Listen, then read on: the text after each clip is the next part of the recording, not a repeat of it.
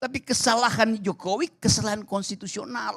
Keadaan kita itu dimanipulasi oleh ambisi seseorang. PDIP tidak didirikan oleh Megawati. PDIP tidak didirikan oleh Hasto, tidak didirikan oleh Puan.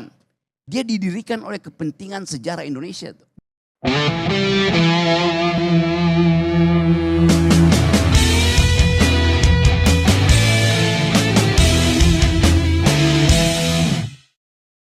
Yang terjadi, Jokowi cemburu pada reputasi historis Megawati. Itu dasarnya. Jokowi cemburu pada reputasi demokratis dari SBY. Jadi ini orang yang karena cemburunya sendiri, dia bingung sendiri apa poin dia supaya dia diingat. Apapun Ibu Mega akan diingat sebagai orang yang melawan Orde Baru. Apapun orang akan ingat bahwa Ibu Mega orang yang tahu bahwa kekuasaan itu harus dibatasi. Itu. Apapun orang akan ingat bahwa SBY membuat negeri ini dimengerti oleh publik internasional sebagai negeri sumber penciptaan demokrasi. Semua itu tidak ada pada Jokowi. Sekarang Jokowi mulai cemburu pada Prabowo. Prabowo ada di Paris. Di situ dia dikerbuti oleh diplomat asing. Semua orang yang ingin jadi menteri ada di Paris. Paris jadi ibu kota alternatif Indonesia untuk 1 minggu ini. Bayangin coba. Saya bakal ketemu juga nanti besok saya ke Paris. Tapi bukan untuk manjat kekuasaan. Saya bawa atlet panjat tebing. Bedanya di situ tuh. Apa yang dilakukan Pak Jokowi sekarang? Dia lagi mempersiapkan upacara besar-besaran di IKN tanggal 10 dengan mengerahkan 500 sampai 1.500 relawan. Tuh. Mau ngapain di situ coba? Mau pamer bahwa IKN itu ada legasi dia. Memang.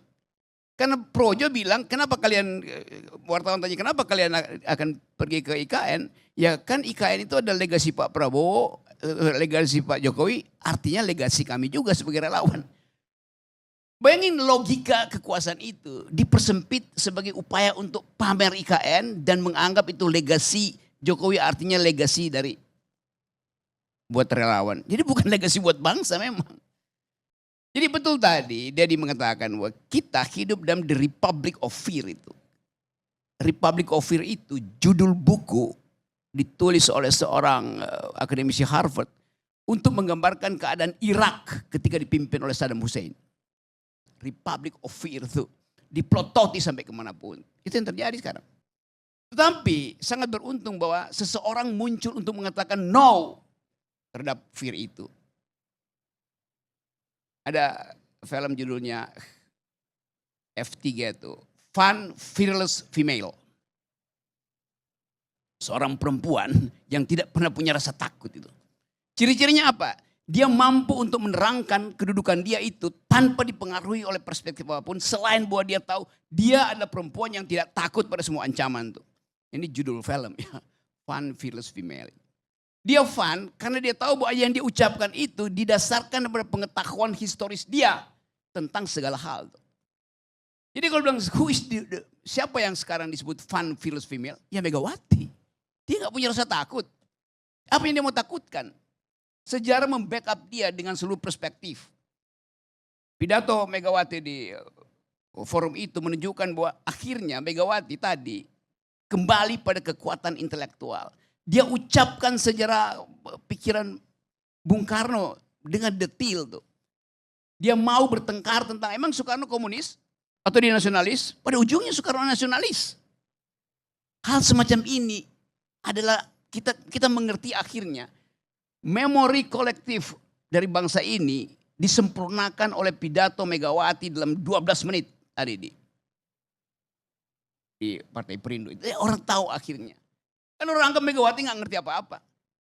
Di dalam ilmu psikologi atau biopsikologi, sel otak kita itu akan kembali ke masa lalu justru ketika kita benua itu. Kita ingat memori di awal-awal dan Megawati tahu bagaimana bapaknya itu pidato di depan tentara di Monas sekarang itu, apa namanya, lapangan Ikada. Suatu waktu Bung Karno berdiri di situ di acara Hari Angkatan Bersenjata. Bung Karno bilang begini, di belakang saya berdiri para jenderal, di depan saya ada rakyat. Dan saya mau terangkan pada kalian, jenderal di belakang saya, kalian adalah alat negara. Negara adalah alat rakyat, rakyat adalah alat revolusi. Jadi kalian jenderal, alatnya alat. Bayangkan logika kuat itu kan. Yang sekarang orang mempersoalkan itu. Bahwa Jokowi melakukan mutasi segala macam itu tanpa berpikir bahwa yang di belakang itu adalah peralatan negara, bukan peralatan presiden. Sesuka-sukanya pindah-pindahin mutasi, reposisi segala macam itu. Ibu Mega mengerti bahwa mereka adalah alat negara karena itu pakai meritokrasi itu. Jangan karena kedekatan personal segala macam. Lalu orang berpikir ngapain? Jokowi memasang orang-orang ya untuk menyelamatkan dia. Jadi siapa yang lagi dalam keadaan fearless, lagi dalam fearful, ya Jokowi yang lagi cemas dengan kedudukan dia yang tadi. Ya mungkin Oktober itu he is nothing itu, gonna be nothing itu. Nah kita mau terangkan itu sebenarnya pada publik. Yang sekarang berupaya untuk mencari celah supaya PDIP itu bubar itu. Yang mungkin PDIP itu sejarah. PDIP tidak didirikan oleh Megawati. PDIP tidak didirikan oleh Hasto, tidak didirikan oleh Puan. Dia didirikan oleh kepentingan sejarah Indonesia. Dia akan ada di situ terus. Apapun problemnya. Megawati ngerti bahwa, oke, you mau tangkap saya. Karena itu Megawati bilang, silakan tangkap aja. Toh di belakang dia ada preman. Betul dia bilang preman. Tapi bukan preman dalam pengertian akan mengeroyok. Ada sejarah yang akan backup dia. Dulu saya pengkritik Megawati kok kalau Megawati bikin salah. Tetapi dalam soal ini, kesalahan Megawati, kesalahan PDIP, kesalahan kriminal. Memang ada orang-orang korupsi di situ. Memang proses saja.